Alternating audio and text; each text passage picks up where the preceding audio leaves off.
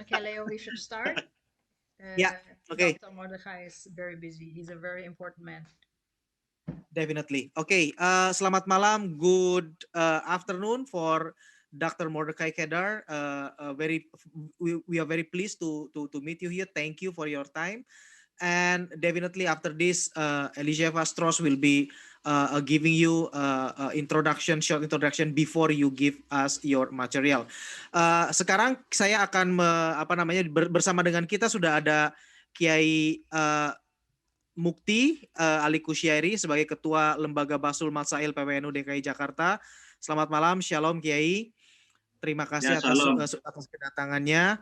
Bersama kita juga sudah ada tadi Kiai Asnawi Ridwan. Sudah disapa dan sekarang saya siapa lagi. Shalom, Assalamualaikum Kiai.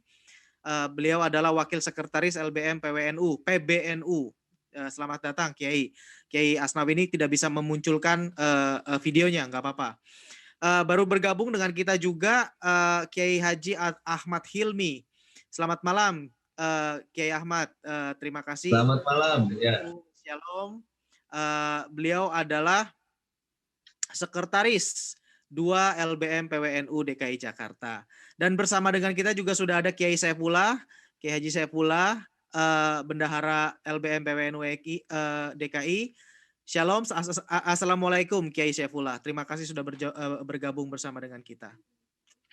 Oke, kita tanpa perlu berpanjang lebar lagi, kita langsung masuk ke dalam materi awal. Dan sebelum itu, Ibu Elisha Vastros akan memperkenalkan kepada kita narasumber kita, yaitu Dr. Mordechai Kedar. Silakan Ibu Elisha Vastros. Oke. Selamat malam, Assalamualaikum. Terima kasih sekali untuk para Bapak Kiai yang sibuk sekali menyetir seluruh negara ini. Terima kasih untuk menyempatkan diri untuk datang dan berdiskusi dengan seorang yang pakar yang sangat-sangat terkenal dan sangat-sangat kita hargai di Israel ini. Dr. Mordechai Kedar ini bertugas selama 25 tahun dalam intelijen militer Angkatan Pertahanan Israel atau juga dikenal dengan sebutan IDF. Spesialisasi beliau adalah Islam dan dunia Arab.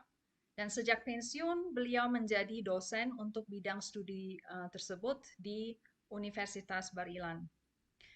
Keahliannya ini membuat beliau banyak diwawancara dalam 3 bahasa, bahasa Inggris, bahasa Ibrani, dan bahasa Arab. Dan beliau terkenal sekali di media global dan juga di organisasi-organisasi besar, termasuk juga negara-negara dan pemerintah-pemerintah. Sebagai komentator kondisi politik di Timur Tengah, termasuk di Al Jazeera dalam bahasa Arab. Ya. Saya akan perkenalkan Bapak-Bapak Kiai ini kepada Pak Mordechai Kedar. Dr. Kedar, please meet several of the many leaders and scholars of Nahdlatul Ulama, the largest Islamic organization not only in Indonesia but also in the whole world. The members comprise of 50% of the total Muslim population of Indonesia.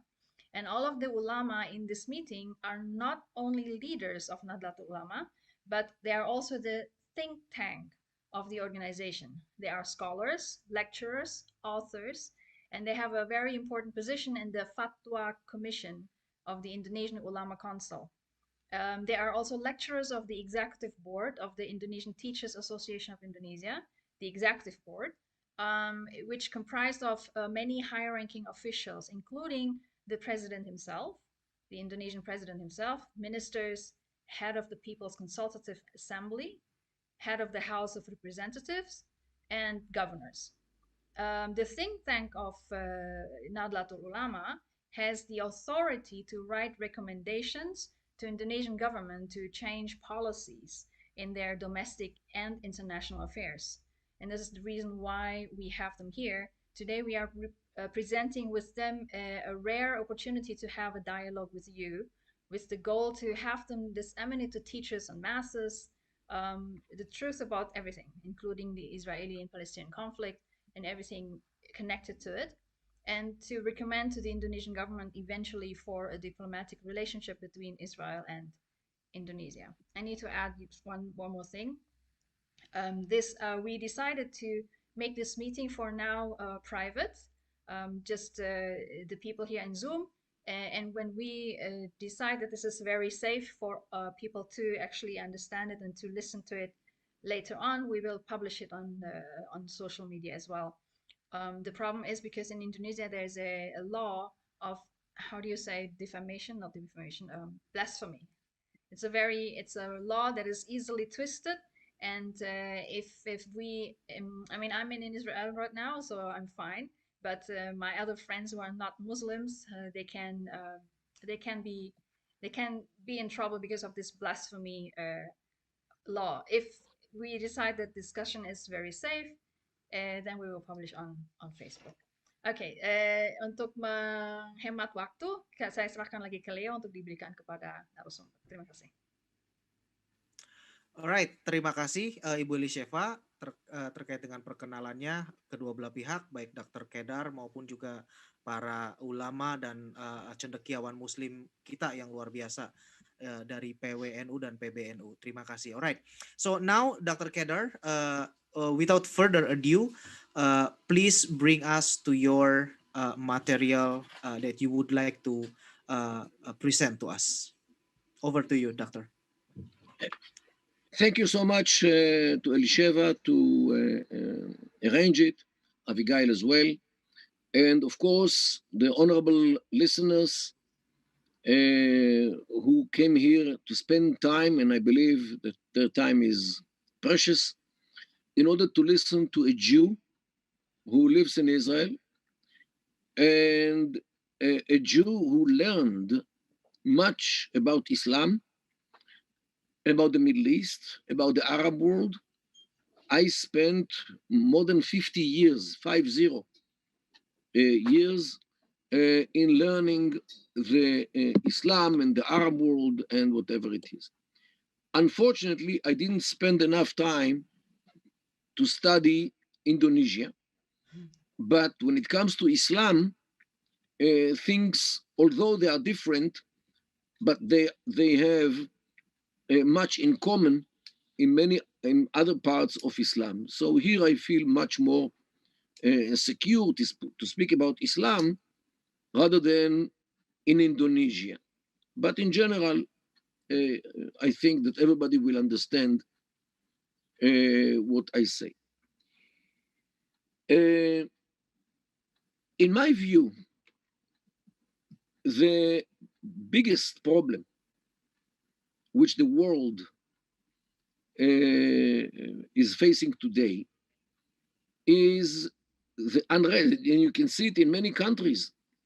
You see it in Turkey, you see it in Syria, you see it in Iran, you see it between Iran and Saudi Arabia, you see it between the Arab world and Israel, you see it in Libya, in Yemen, Afghanistan, in many places, and at least one of the sides, if not both sides, is a Muslim. Right, you know, the world experienced many wars until today, especially the world wars in which the Islamic world did not take part, maybe passively, but the fighters were Americans, Japanese, Germans, French. None of them is Muslim. But I'm talking about the recent, let's say, 50 years. 50 years, Sudan was a bloodshed. The southern parts of Thailand, closer to your region, problems between the central government, which is Buddhist, and the Islamic districts in the southern part of Thailand. You can see it inside Iran, between the regime and the Baluchis. You can see it between the regime in Iran and the Arabs in Iran, the Ahwaz. You can see it between Muslims in Morocco and the Muslims in the Western Sahara. So we see it with Mali, not to mention Daesh, ISIS, what we had in Iraq and Syria between 1914 and 1918. 2014 and 2018. And you see, unfortunately, the terror in Sinai, which so far killed hundreds of Egyptians. You see what happens between Yemen and Saudi Arabia, missiles.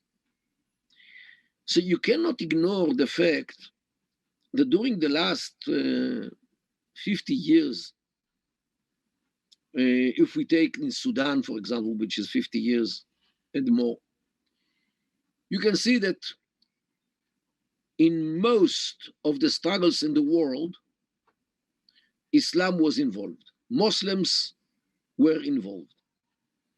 Of course, people can say that these people do not represent Islam, and Islam is peaceful. People even connect between the word Islam and Salam, which I don't agree with this.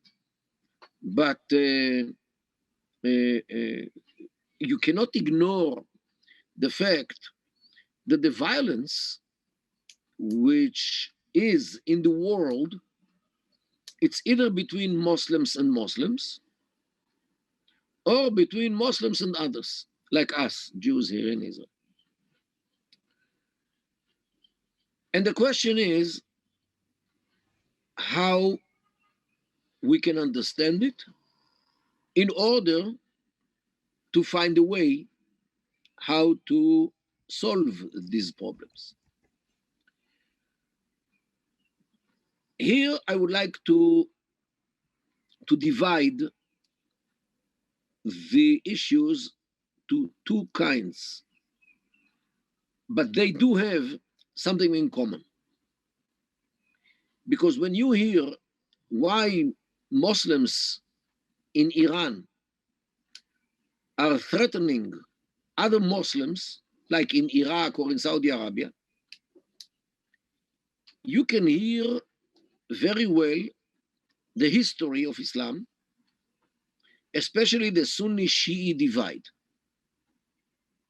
And everybody knows this divide is started when the Prophet Muhammad, peace be upon him, died.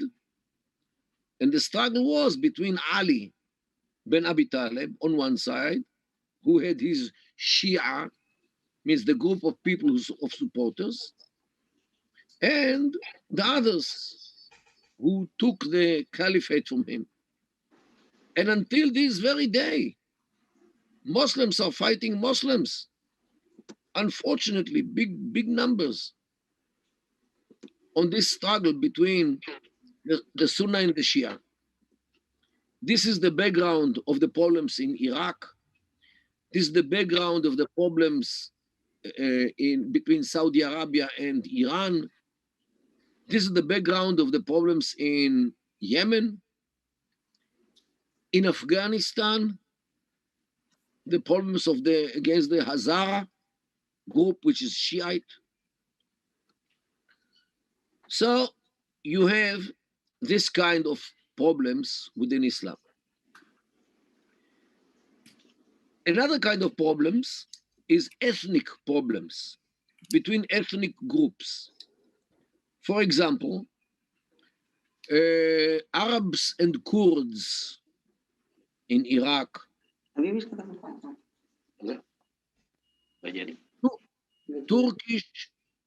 Turkish and Kurds in Turkey.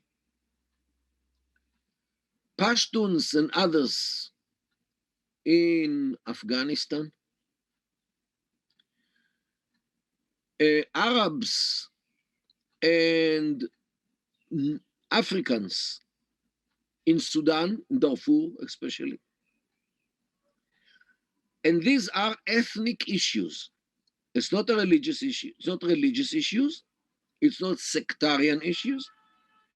It is ethnic issues between ethnicities. Therefore, they do not live in peace with each other. And the third problem is between Muslims and others, means Jews, Christians. In Israel's case, is between us Jews and our neighbors, the Muslims, who are all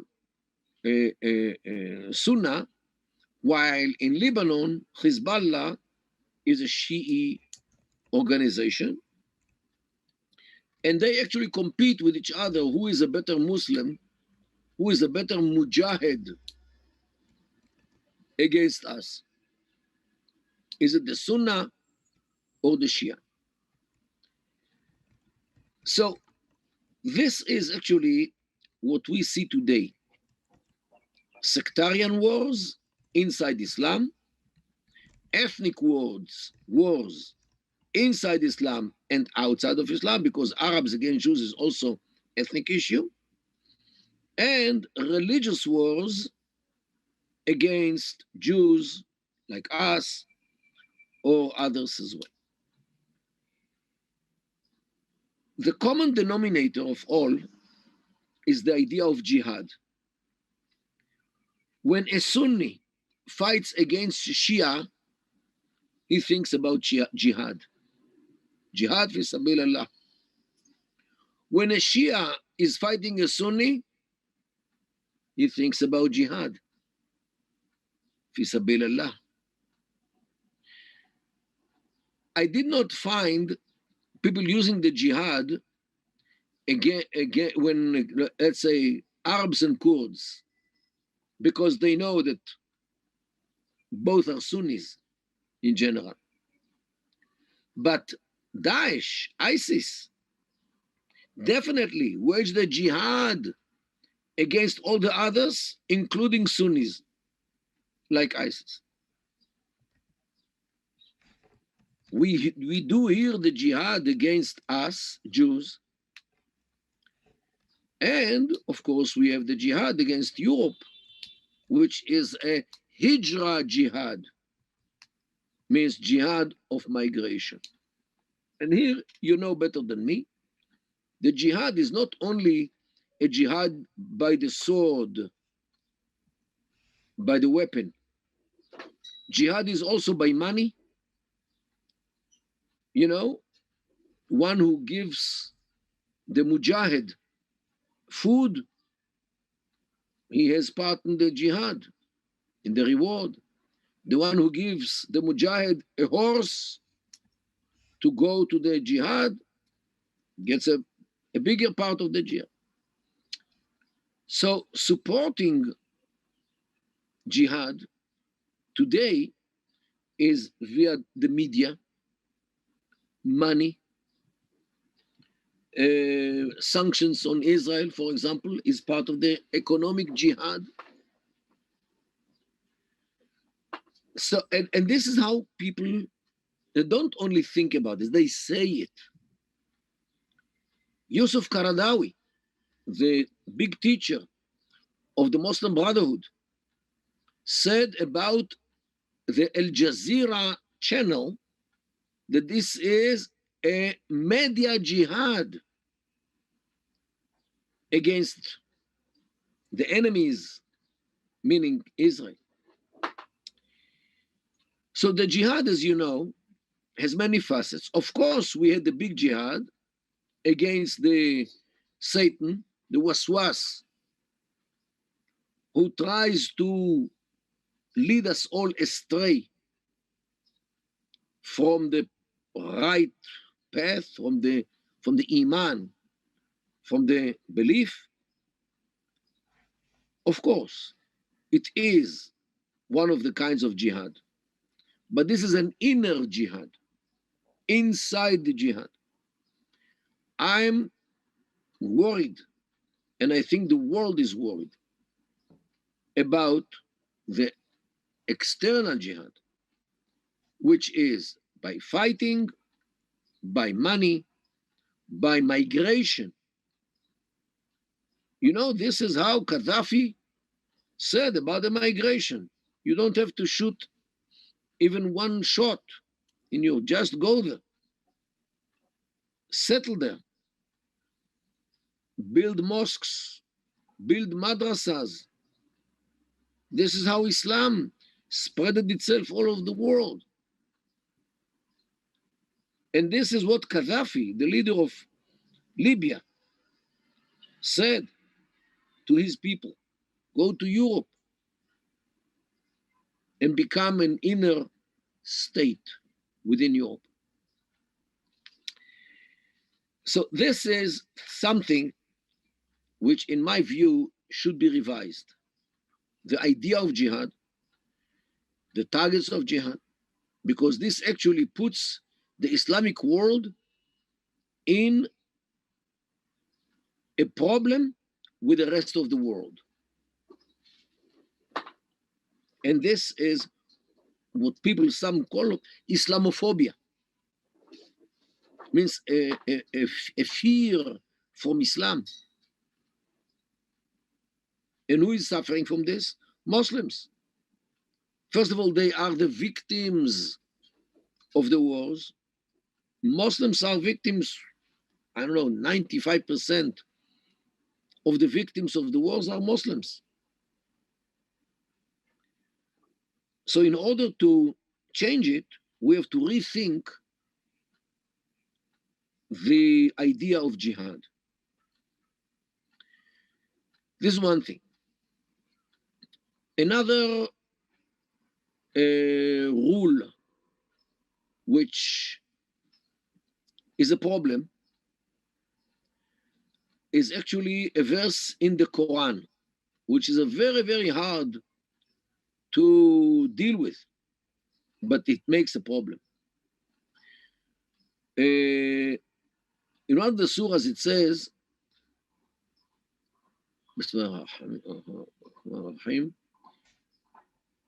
Inna deen inda Allah al-Islam. The meaning of this ayah is that Allah recognizes only one religion. Inna deen inda Allah al-Islam. Means all the other religions are deen batil. Means religion of falsehood. While only Islam is deen haq, religion of truth. This is a very big problem. To say that only us have the right religion, the true religion, din al-haq, while all the other religions are falsehood, din batil. People do not like to hear it. People do not like to think that Muslims think that their religion is null and void, cancelled, doesn't mean anything. We Jews, we have our heritage. We believe in God. We perform the wasaya, the Sharia, the Jewish Sharia. When somebody tells me as a Jew that my religion is religion of falsehood, I don't like to hear it. Because there is another verse in the Quran which says, Lakum dinukum wali din. You have your religion and I have my religion. And this is a contradiction. Of course, there are many Muslims, and I believe in Indonesia, most of the Muslims do not think this way. And this is why Indonesia is a good country. While other countries, which are sinking in wars, one of the reasons is that Muslims, I'm talking about Syria and Iraq, and this is only an example. People there think that the minorities should live as Ahl Dhimma, as Dhimmis, who should live under the Dhimma of Islam, the auspice of Islam. And this is wrong. No one in the world should live under a rule which he doesn't believe in. So if somebody tells me that I should live under the Islamic rule, why should I? I don't believe in this Zimma issue. So this is something else which should be revised. The idea that the whole world should be fi Zimmat al-Islam. People do not like this idea.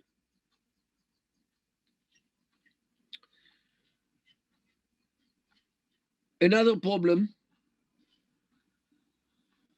is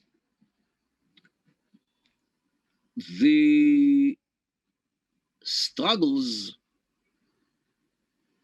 which are being fueled by changing the history. What do I mean? Here in Israel, we have one of these struggles. How do I know? You know, Jerusalem, our capital. And this is our capital for more than 3,000 years. From the days of David and Solomon, Dawood and Suleiman. Jerusalem was the capital of the Jews. And even the Mufti, Haj Amin al-Husseini, the Palestinian Mufti, wrote it in one of his books in the 20s, like almost 100 years ago. The Jordanians who occupied Jerusalem for 19 years, between 1948 and 1967, also drew maps. And in Jerusalem, they say that this is the Temple Mount, means the Jewish Temple Mount. Now, the Palestinians claim that Al-Aqsa, as they call it, never was anything connected to Judaism. Means they changed the history. Although the world history talks about this, not our books, the whole world's books. And this is something which no one with good conscience should accept. But unfortunately, Qatari money, which is being poured into UNESCO, the UNESCO,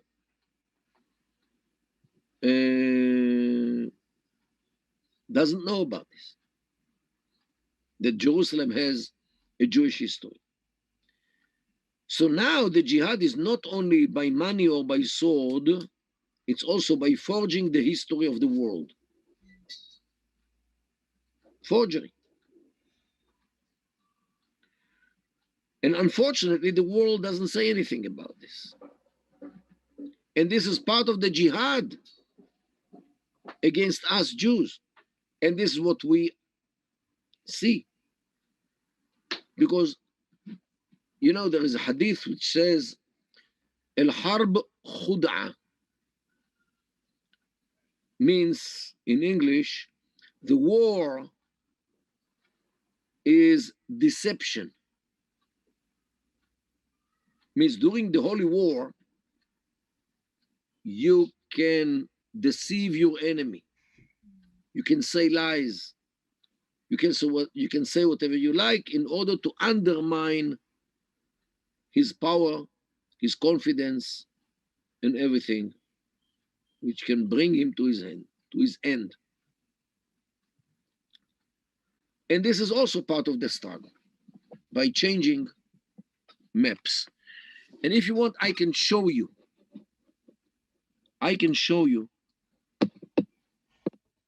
These things. Let me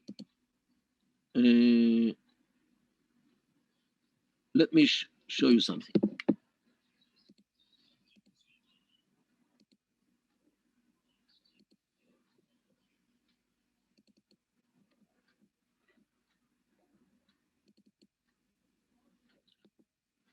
And this is very clear to see the forgeries.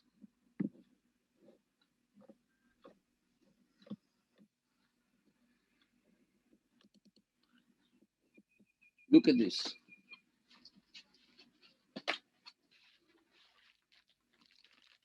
I have the source here.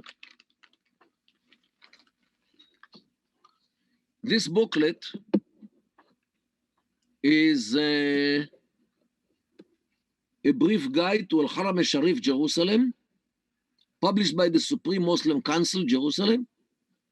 Okay, this was in 1930. You can see here, 1930. And it was published even beforehand in 1925 and later. This was published by the Mufti Haj Amin al-Husseini, who hated the Jews tremendously. He says in this booklet, let me show you what he says in this booklet.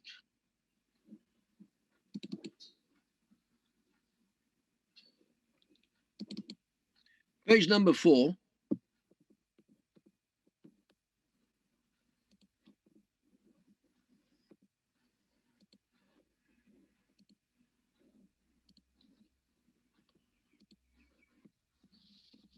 This is page number 4.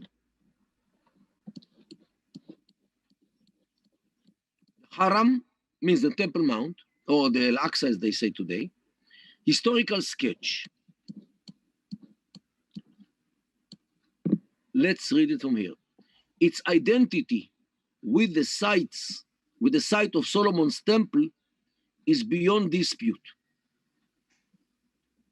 Okay, the identity of the Al-Aqsa Mosque, means the Temple Mount, with Solomon's temple is beyond dispute. No dispute. This too is the spot, according to the universal belief.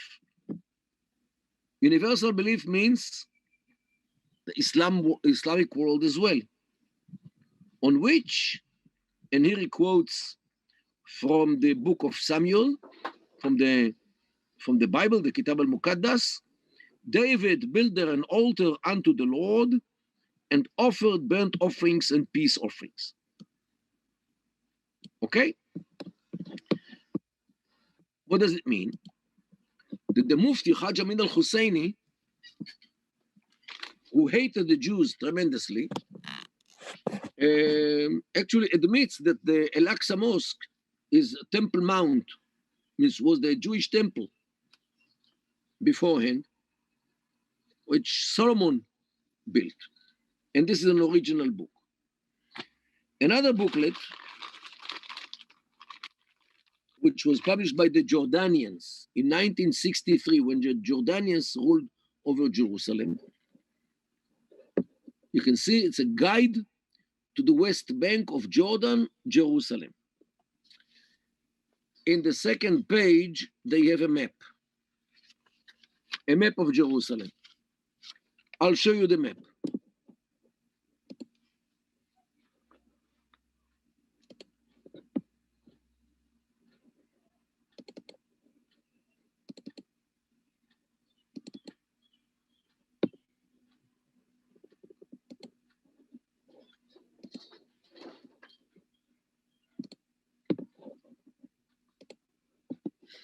This is the map from the book.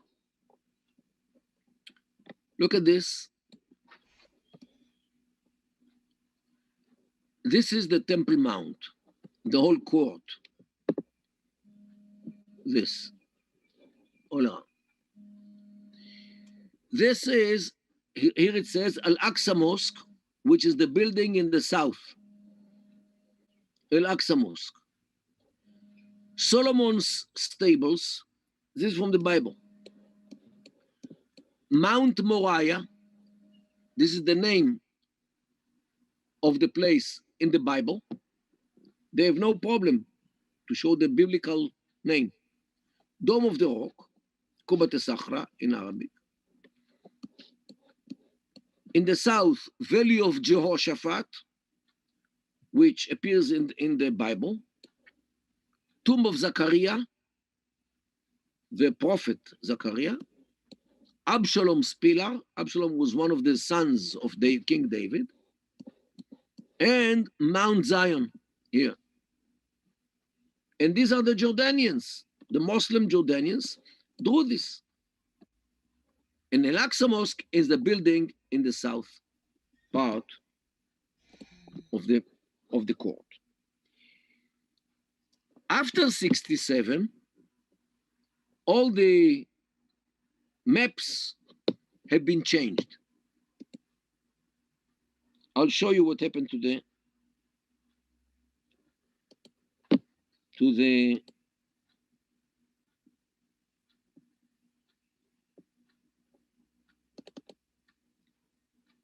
just a minute, this is another one. This is another Jordanian map. I'll show you this.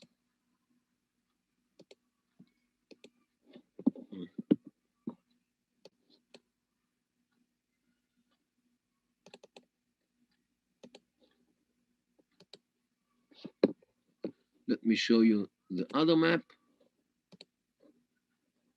which is this.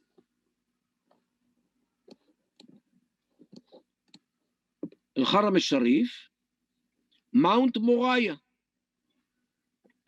which is from the Bible. Okay? This is the Jordanian map from the 60s.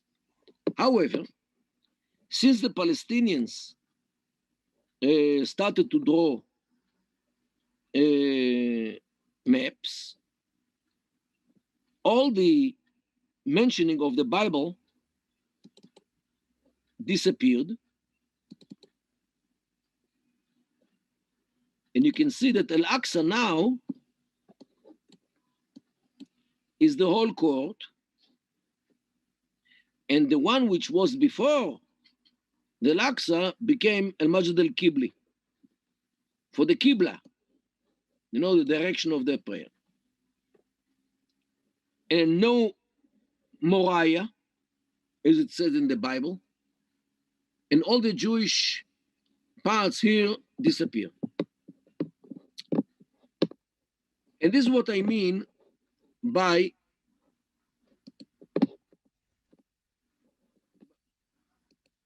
oh no, you didn't see this. I'll show you. Sorry. I didn't share it with you. Here it is. The whole thing became Al-Aqsa. Here, you can see Al-Majd al-Aqsa. This one, which was Al-Aqsa, became Al-Majd al-Qibli. Majd al-Qibli. The Moriah, the name, the biblical name, disappeared. And all the other Jewish names, which were in the Jordanian map, also disappeared. And this is also part of the problem, because until we liberated Jerusalem, our capital, until 67, the Jordanians and the Mufti had no problem to show the Temple Mount as a Jewish place, at least the heritage of Jewish place, history of Jewish place. But since we liberated it from the Jordanian occupation in 1967, now all the Jewish names disappear. And this is the problem, because when people see this, what do they think about the Muslims? That they are changing the maps or the historical maps according to political issues? And this is a very big problem. But this is part of the jihad. I would call it the map jihad. Means how to defeat the Jews by drawing new maps. And there are more problems. But by the way, this what happened with the maps is what they, according to the hadith, al-harb khud'a, means they quote the Prophet alayhi salatu wasalam, saying that the war includes also deception or forging things. My dear friends, Islam needs a revision. First of all, to re-engineer the concept of jihad, because jihad brings problems to Muslims much more than it brings to others. All these wars which I mentioned, people are more than sure that they are performing jihad fi sabilillah, wal-iyadh billah. Muslims are killing Muslims because they are sure that this is what they should do.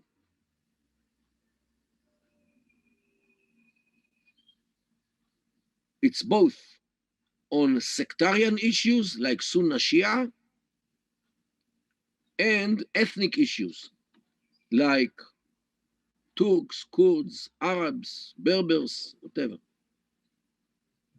And when it comes to other nations like Israel or Europe or other Christians or whatever, it is becoming even more of a problem.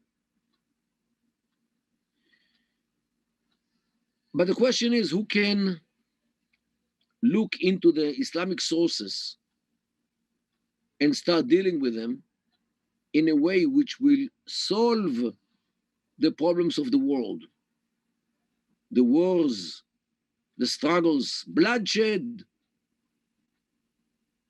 which we see in too many places where Islamic blood is being shed, either by Muslims or by others. Look at what happens in Gaza. 2 million people are being kept by a jihadi organization named Hamas, which uses them as human shields to shoot missiles against Israel. What do they think? That they will liberate Palestine? That we are going to run away? I said in the TV, Irhamu abna'akum, have mercy on your children. If you live in peace with Israel, Israel will give you peace. We don't want wars. We want to live in peace and to develop our country and your country as well. But the problem is that Hamas is being motivated by the idea of jihad, to get rid of Israel altogether. And who pays the price? The people of Gaza. They suffer from this jihadi thinking.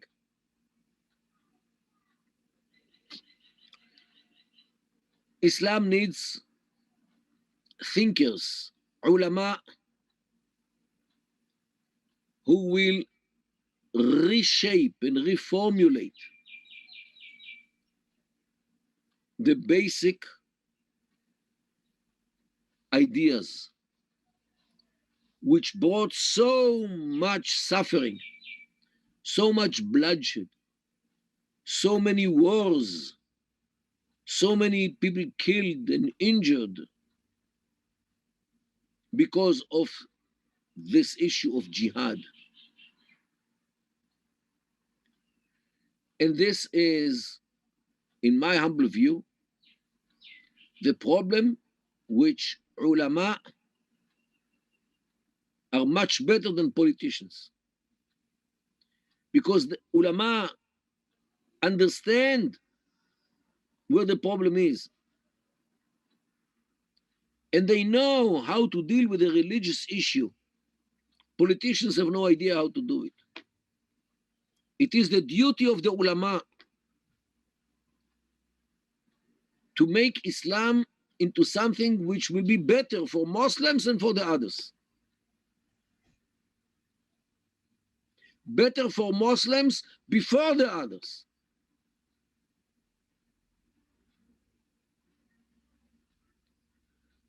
And this is actually what my main message is. That ulama should start in spreading ideas from Islam which will push the jihadi thinking to the margin and bring new ideas which will make life rather than death, prosperity to the Islamic world rather than destruction, good life and not misery, and everything which the world wants, health, especially these days. And this is something which only ulama can do. No politician can do it, even not people in the academia like myself. This is the role of the religious authorities. How to deal with the Islamic materials in a way which people can live with Islam rather than causing problems to each other because of Islam. And this is what I wanted to say. And I'm open for questions, remarks. Please do. Okay. Thank you, Dr. Kedar. What a wonderful material and also insights, and definitely from you. Now, I will turn over the floor to the kiais. Bapak-bapak, para kiai sekalian yang saya hormati, tadi Dr. Kedar sudah menyampaikan gagasannya dan juga material beliau. Sekarang tiba saatnya untuk para kiai sekalian boleh untuk menanggapi ataupun ingin bertanya ataupun ingin berdiskusi. Saya mulai mungkin dari Kiai Mukti seperti biasa. Silakan, Kiai. Ya, terima kasih. Salam, assalamualaikum warahmatullahi wabarakatuh. Assalamualaikum. Saya senang sekali berkenalan dengan Bapak Dr. Mordechai Kedar atau Bapak Kedar, dan saya menyimak kata per kata, dan mungkin yang ingin saya katakan bahwa itu adalah realitas dunia Islam yang ada di Timur Tengah, atau Middle East. Sehingga melihat fenomena penuh kekerasan yang ada di Timur Tengah, konflik antar umat Islam sendiri, kami di Indonesia itu mengantisipasi pandangan-pandangan kekerasan atas nama agama itu, dan kami sudah melakukan banyak hal, khususnya tentang doktrin jihad.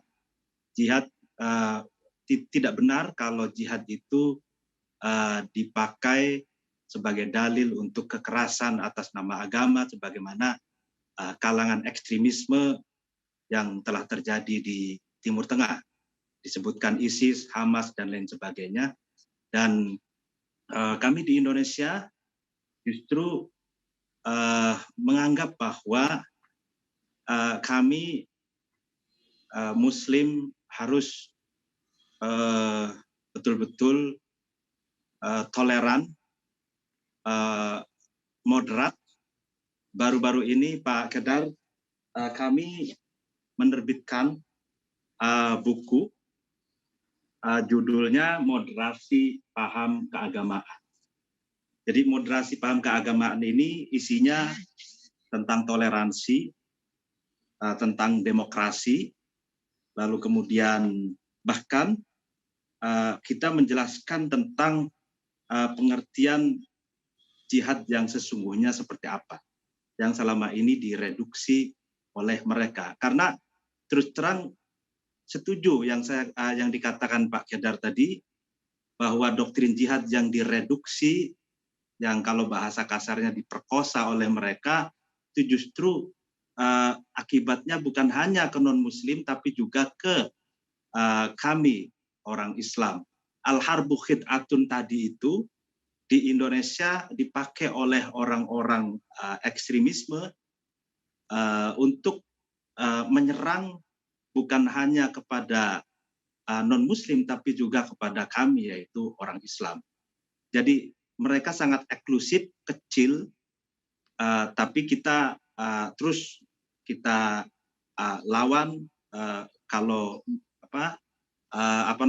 mereka menggunakan narasi, kita melakukan counter narasi. Kalau mereka melakukan kekerasan, maka aparat yang akan menangani.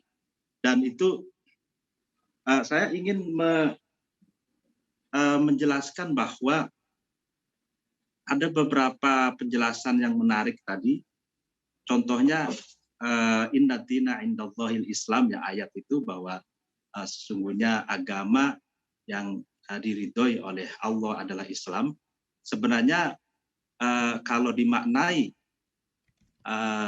dan dikomparasikan dengan ayat-ayat yang lain, Islam di situ pertama bukan dalam pengertian lembaga agama yang hanya eksklusif milik umat Nabi Muhammad. Sebab ayat-ayat yang lain seperti millah Ibrahim, lalu kemudian dari Nabi Adam, Nuh, Ibrahim, Musa, Yakub, Isa, semuanya di dalam Al-Qur'an disebut Islam. Sehingga Islam di situ bukan eksklusif maknanya hanya untuk Islam saja, sehingga di situ sebenarnya inklusif, terbuka, bahwa Islam di situ dalam pemaknaan value. Jadi pengikut Nabi Ibrahim, pengikut Nabi Musa, pengikut Nabi Isa, pengikut Nabi Muhammad, itu Islam. Kita cek kalau di dalam ayat-ayat yang lain. Jadi sehingga Islam di situ bukan dalam pengertian hari ini yang dianggap dan diidentikan hanya untuk umat Islam pengikut Muhammad. Tapi yang dimaksud Islam di situ adalah agama sejak Nabi Adam, Ibrahim, Nuh, Musa, Isa, Yakub, semuanya itu Islam. Banyak sekali ayat-ayat yang kalau di dalam kitab istilahnya filsafat syariat Islam itu mengafirmasi maksud dari inna dina indallahil Islam itu. Itu satu. Nah, cuman sayang oleh kalangan ekstremisme dianggap bahwa Islam di situ direduksi hanya milik umat Islam saja. Nah, sehingga sebenarnya ini ada perbedaan antara kita dengan mereka. Nah, kalau mereka menganggap Islam di situ adalah eksklusif, kita inklusif. Seluruh agama Ibrahim itu Islam di situ.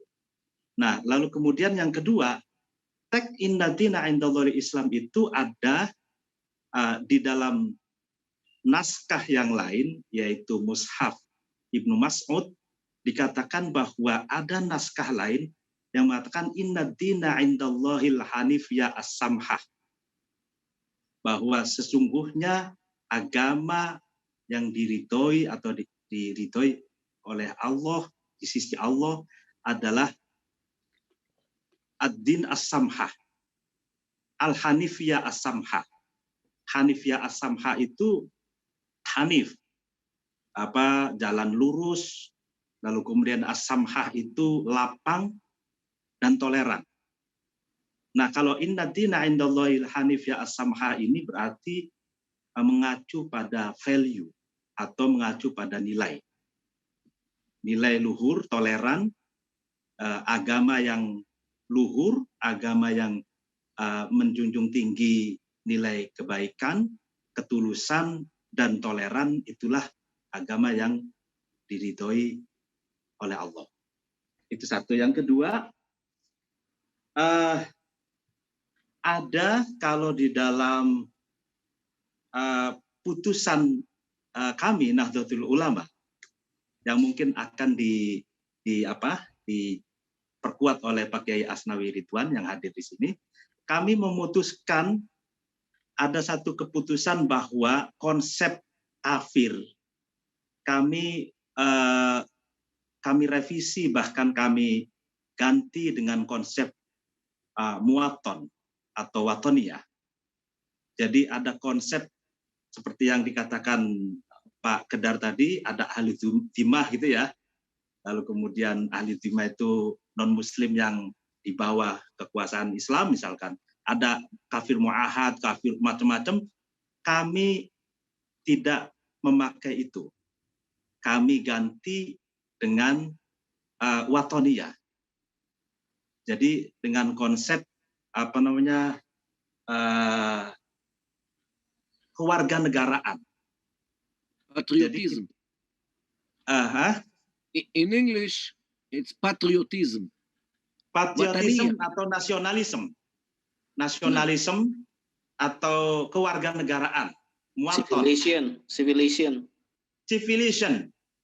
Kami di NU mengganti berbagai ragam stigma kafir itu, kita ganti dengan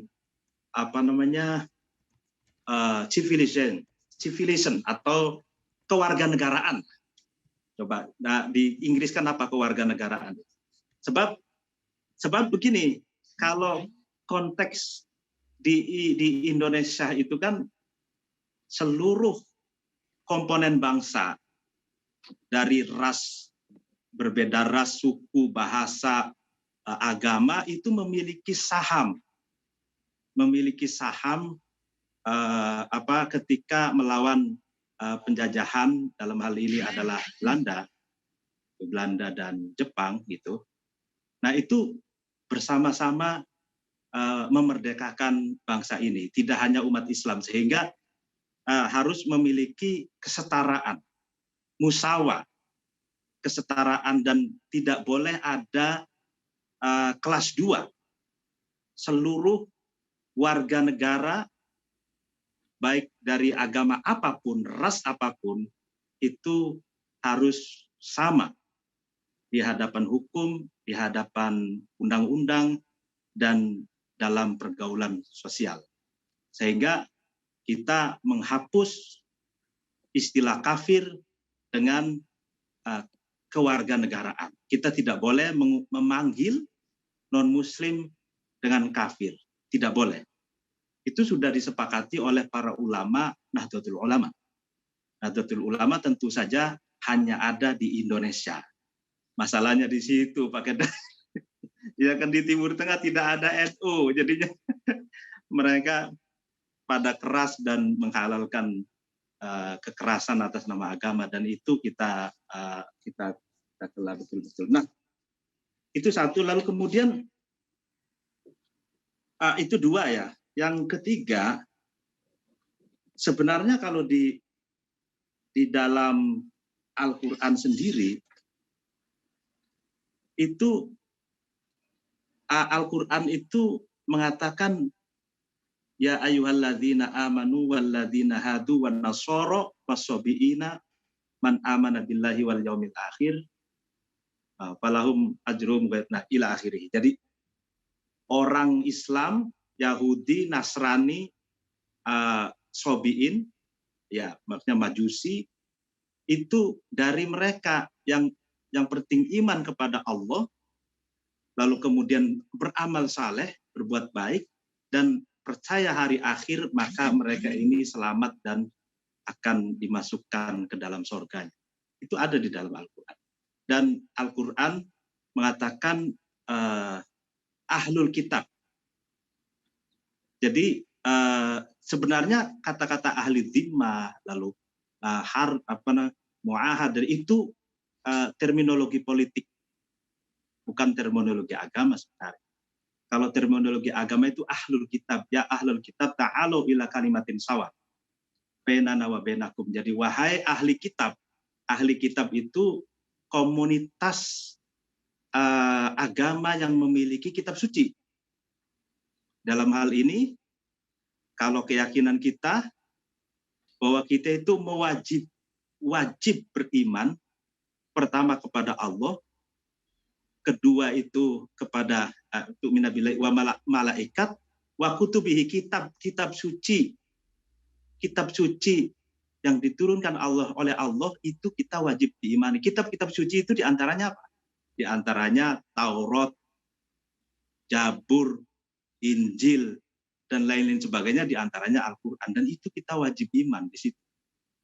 Jadi sebenarnya kalau komitmen keimanan kita, mestinya kita umat Islam tuh harus toleran ke orang-orang Yahudi, karena kita wajib iman bahwa Talmud, Taurat itu memang betul-betul kitab suci yang diturunkan dari Tuhan ke Nabi Musa dan umatnya.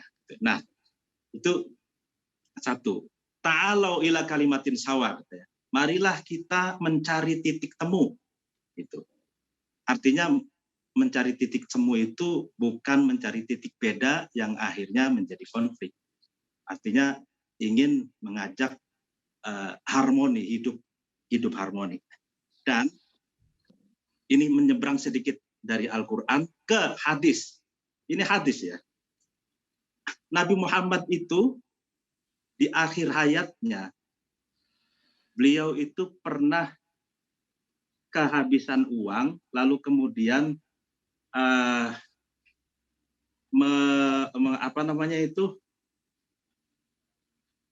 berakad dengan orang Yahudi. Jadi beliau punya baju besi itu digadekan ke orang Yahudi, lalu kemudian orang Yahudi ngasih uang, lalu kemudian sampai beliau meninggal itu belum diselesaikan, lalu kemudian orang Yahudinya datang, ya udah ini karena belum dibayar maka baju besi ini milik saya gitu. Nah itu di detik-detik akhir, dan Nabi Muhammad itu itu tidak sesuai dengan tadi al-harbu khid'atun tadi itu. Contohnya gini, ini saya membacakan teks Arabnya dan saya terjemah, mungkin Pak Kedar paham bahasa Arab. Di aqada Rasulullah al-mu'ahada ma'al Yahud al-Madinah ba'da hijrati ilaiha basyaratan. Jadi Nabi Muhammad itu ketika hijrah ke Madinah, lalu mu'ahada, melakukan perjanjian dengan Yahudi Madinah. Yang pertama dikatakan di dalam teksnya itu anna yahuda bani auf ummatun ma'al mu'minin lil yahudi dinuhum walil muslimina dinuhum mawalihim wa anfusihim. Jadi sesungguhnya Yahudi Bani Auf itu satu eksistensi umat yang hidup bersama dengan mukmin. Bagi agama Yahudi, bagi umat Yahudi, bagi Muslim agamanya bagi Muslim. Artinya bagi agama Yahudi untuk kaum Yahudi, agama Islam untuk kaum Islam, dan harus menjaga harta dan jiwa. Nah, terus wa anna 'alal yahud nafaqatahum wa 'alal muslimin nafaqatahum. Artinya memiliki kebebasan berdagang, ekonomi gitu ya. Wa anna bainahum an-nasru 'ala man harabaha ahli hadhihi sahifah.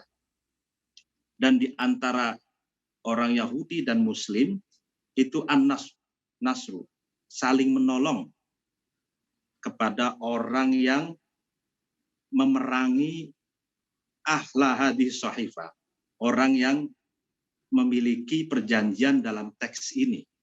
Jadi Yahudi dan Muslim itu harus saling tolong-menolong ketika Madinah itu diserang. Ya mungkin di Israel, saya yakin bukan hanya orang Yahudi, mungkin ada orang Islam juga jadi militer di sana, ya kan. Nasionalisme Israel, Yahudi dan Muslim akan mempertahankan itu. Nah, itu seperti itu. Nah, wa anna bainahum an-nus wan nasihah wal bardunal if. Di antara Yahudi dan Muslim itu saling menasehati, saling berbuat baik, albir. Ya kan? Lalu kemudian wa annan nusra lil madlumi. Sesungguhnya pertolongan itu bagi orang yang dizalimi. Dan masih banyak sekali perjanjian yang ditulis oleh Nabi Muhammad bersama orang Yahudi di Madinah. Dan ini isinya adalah hidup berdampingan. Nah, kita punya Pak Kedar istilahnya dengan Pancasila. Itu ideologi kami. Pancasila itulah yang sebenarnya kalau dalam perspektif Islam itu seperti perjanjian Nabi Muhammad di Madinah. Di sana tidak muncul agama Islam, tidak ada agama mengatasnamakan negara di atas namakan agama, tidak ada di sana. Di sana betul-betul substansi kemanusiaan, ingin hidup bersama Yahudi, Nasrani, bahkan penyembah berhala pun dan suku-suku kabilah di sana bisa hidup berdampingan. Nah, sebetulnya ini yang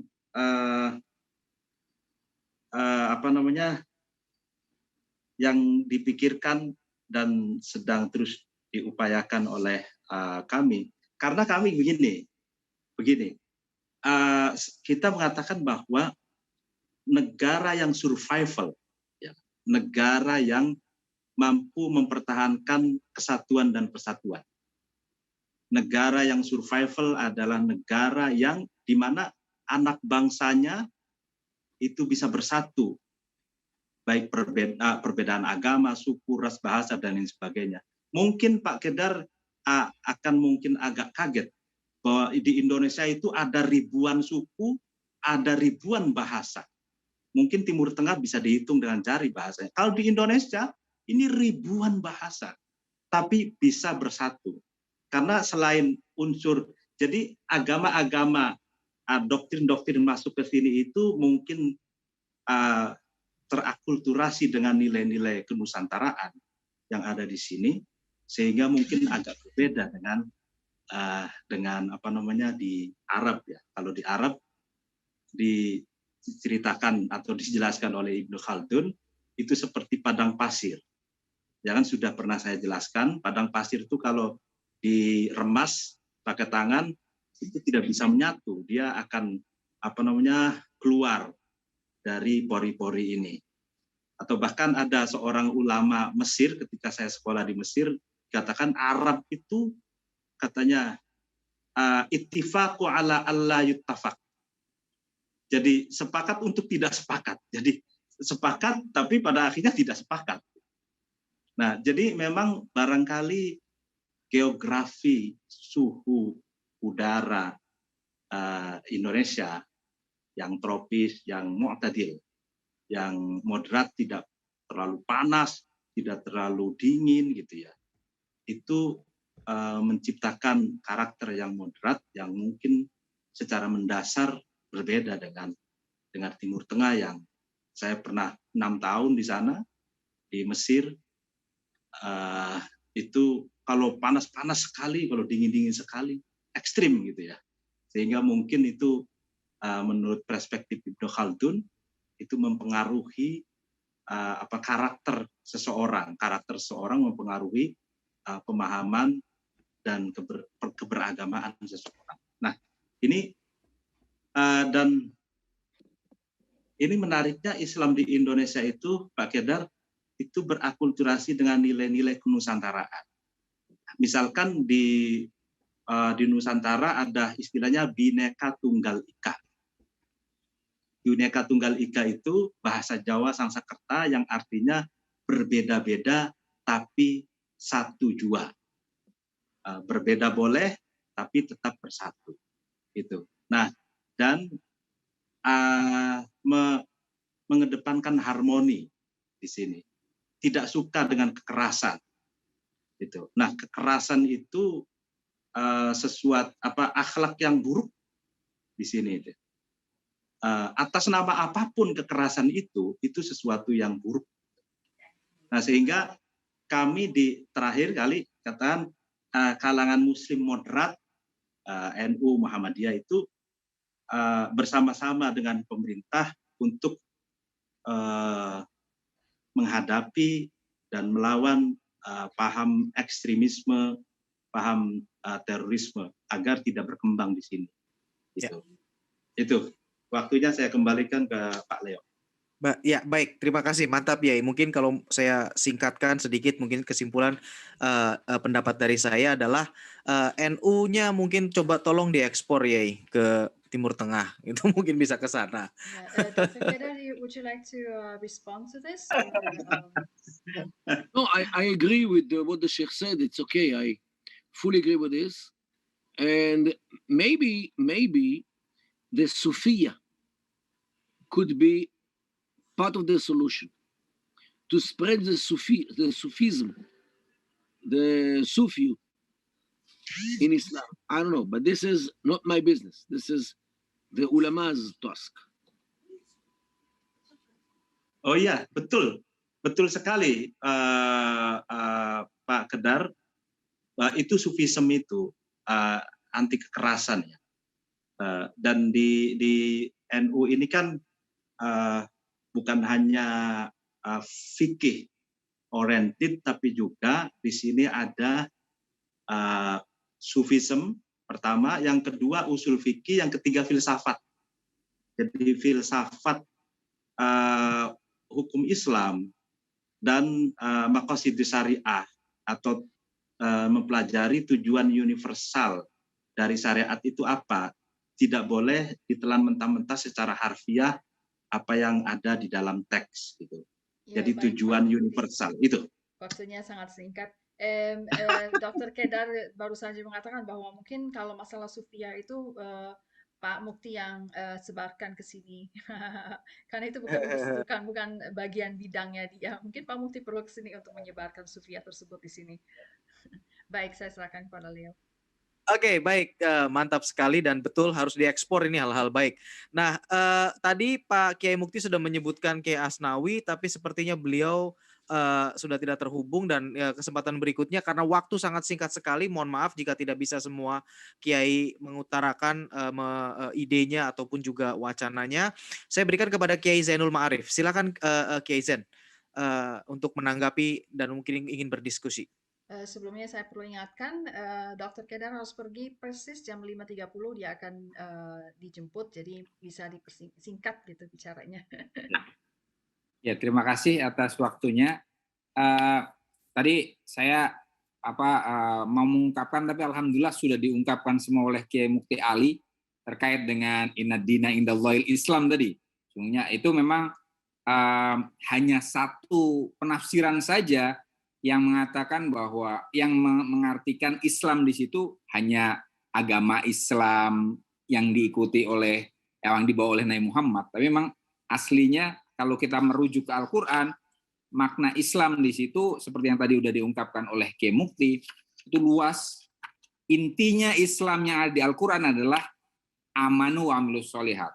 Siapapun yang beriman kepada Tuhan dan melakukan kebaikan itu adalah muslim. Karena muslim artinya adalah surrender, memasrahkan diri kepada Tuhan dan berusaha melakukan kebaikan. Jadi dalam hemat kami, Pak Kedar, Bu Abigail, Bu Alisyefa, Pak Leo itu ya muslim gitu. Sejauh believe in God and would like to do the good thing. Kemudian yang kedua tadi saya menambahkan mengapa Indonesia itu terutama NU ya itu bisa moderat ya. Itu bisa dilihat dari pilihannya Pak Kedar. Kami memang memilih dari sekian aliran-aliran yang ada di Islam, itu yang kami pilih adalah yang paling moderat. Misalnya begini, di dalam hukum Islam itu ada yang sangat tradisionalis, terlalu berfokus pada kata-kata Nabi dan Al-Quran, yaitu Malikiyah. Ada yang rasionalis, Hanafiyah. Di Indonesia yang dipilih adalah Syafi'iyah, yang tengah. Jadi tetap berasionalis, tetap merujuk kepada tradisi Islam, tapi rasio tetap dipakai. Itu. Kemudian teologinya juga sama. Di Islam itu ada yang sangat ekstrim, ya, menolak untuk berasionalisasi, yaitu Hambaliyah yang menjadi garis-garis keras nanti kalau di Indonesia dan di dunia. Ada lagi yang sangat rasional, yaitu Mu'tazilah. Yang dipilih orang Islam di Indonesia adalah Asy'ariyah. Itu juga tengah. Jadi tidak terlalu berpangku tangan pada Tuhan atau terlalu percaya diri dengan tindakan manusia, tapi di tengah-tengah. Jadi kita tetap berusaha tapi pasrah kepada Tuhan, di semacam itu. Kemudian tasawuf juga sama. Ada tasawufnya kami tengah-tengah. Ada yang sufi yang hanya ingat Tuhan saja, tidak mau beribadah. Ada yang kemudian hanya ibadah saja. Dan itu memang di Indonesia yang dipilih adalah Ghazaliyah, yang tengah-tengah antara syariat dan juga hakikat. Ya. Nah ini memang pilihan selain geografi seperti tadi yang disebutkan oleh Kiai Mukti, kita iklimnya itu moderat semacam itu. Dan yang kami pilih adalah aliran-aliran yang menengah ini. Nah, kami memang saat ini kami di NU itu berusaha untuk memperkenalkan Islam yang moderat semacam itu ke dunia. Gitu. Memang itu upaya yang agak berat. Kenapa? Karena orang Arab itu merasa Islam datang dari Arab. Sementara kami dari Indonesia gitu kan, kurang mancung. Kami dianggap kurang mancung mungkin. Nah, itu makanya kemudian kami memang berusaha. Mungkin kalau misalnya Islam model Indonesia ini hadir di Timur Tengah, apalagi di Palestina, semacam itu, mereka akan santai-santai aja. Ngobrol dengan Bu Alisyefa, dengan Pak Kedar, itu kita merasa satu bangsa. Dan seperti tadi yang diungkapkan oleh Kiai Mukti, kami di Indonesia, terutama NU, itu tidak menyebut orang Kristen, orang Yahudi itu sebagai kafir, tidak. Kami menyebutnya ya udah non-Islam saja, semacam itu saja. Jadi kami, karena kafir itu artinya tertutup, tidak mau menerima kebenaran, padahal kita tidak ada permusuhan. Sejauh tidak ada permusuhan ya sudah, kita adalah satu warga, satu saudara dalam satu bangsa semacam itu. Jadi memang ini yang tempo hari kita obrolkan dengan Bu Alisyefa dan kawan-kawan, ya memang Islam yang model Indonesia ini sepertinya perlu diekspor, benar tadi Pak Leo bilang, ya kan? Dengan demikian ini bahasa Islam, insya Allah kekacauan yang ada di Timur Tengah karena tadi Islamnya terlalu keras, terlalu padang pasir, itu akan jauh lebih tenang sehingga bisa hidup bersama dengan saudara-saudara kita dari kalangan Yahudi, Nasrani, bahkan ateis sekalipun juga tidak ada masalah bagi kami. Itu saja, mohon maaf kalau saya kepanjangan. No problem. Baik. Terima kasih Kiai Zainul.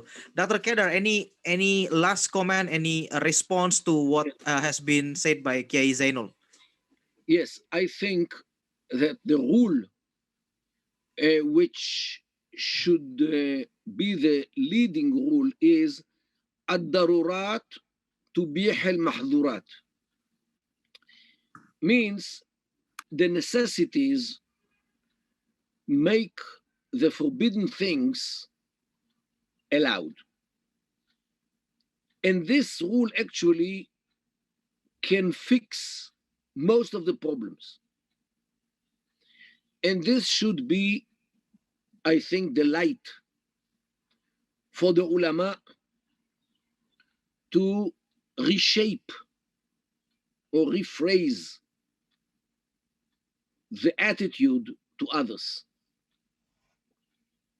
because of the darurat. Today, to wage a jihad against others doesn't look good. And it brings harm to Islam before the others. It's true. So this is my advice, to take this rule, darurat tubih al-mahdhurat, and to use it against the jihadi thinking of the extremists. And the job should be done by the ulama. And I highly appreciate your attitude and your willing to look into the sources and to bring a change, not for us as it is for Muslims before the others, in order to spread peace and tolerance and acceptance between Muslims and others as well. But first of all, within Muslims. This is the main goal, in my view, on the main mission of the ulama of today. And I highly appreciate it, and thank you so much for giving me the pulpit and for listening. Highly appreciate it.